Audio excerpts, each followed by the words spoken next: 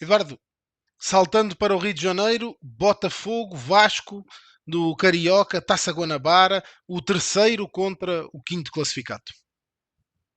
Bom, o Ricardo, a questão do Botafogo, né? Antes de mais nada, é a gente entender um pouco do calendário do Fogão, né? O Botafogo já joga na quarta-feira contra o Aurora, na altitude lá na Bolívia, já pela segunda fase da Libertadores, né? Já tem um compromisso gigantesco aí para o ano do Botafogo, né?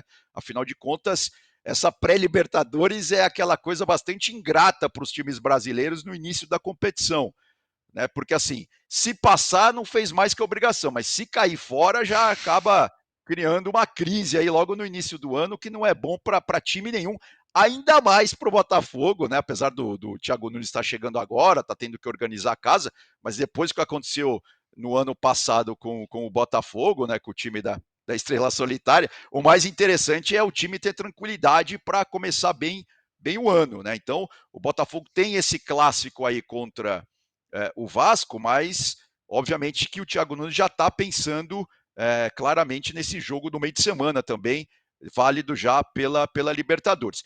A boa notícia para a torcida do Botafogo, e a gente já discutiu isso aqui no nosso podcast de janeiro, é a chegada do Savarino, né? O venezuelano que joga muita bola. Eu sempre gostei demais do futebol do Savarino.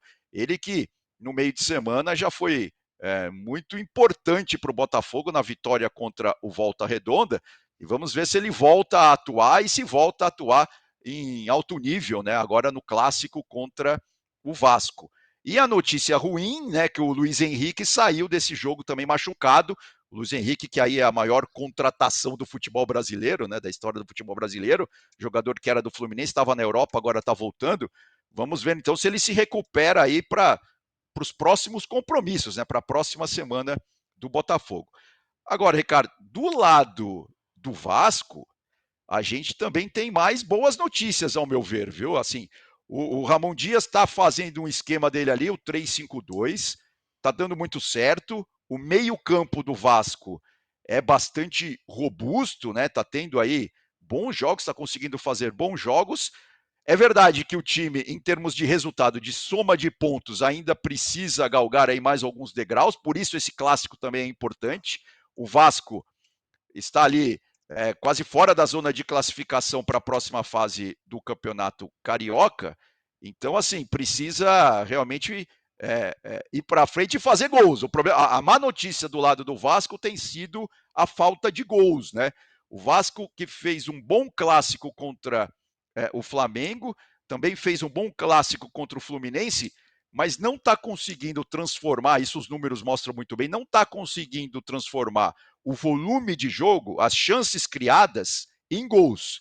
Então vamos ver aí se o David, né, o ex-São Paulino David, ou mesmo o Veguete, consegue acertar aí melhor a forma, acertar melhor o pé, finalizar com mais capricho para fazer os gols, né, nas equipes adversárias.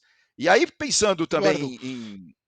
Sim. Dimitri Payet ontem foi um grande destaque, consegui ver a partida toda, fez um grande jogo ontem contra o Fluminense, a exibição do Vasco teve muita personalidade. Payet, será que a época passada chegou a meio da época, até já mais na fase final, acreditas que ele é esta época que ele pode fazer mais a diferença, pode sentir mais o peso de um jogador como Payet?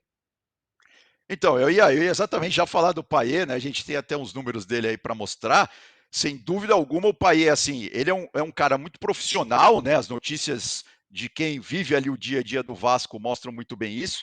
Você vê que o ano passado ele fez 2 gols, deu uma assistência, esse ano ele já fez um gol, mas concordo com você, em termos assim de qualidade, ele tá dando muita qualidade para o meio-campo do Vasco.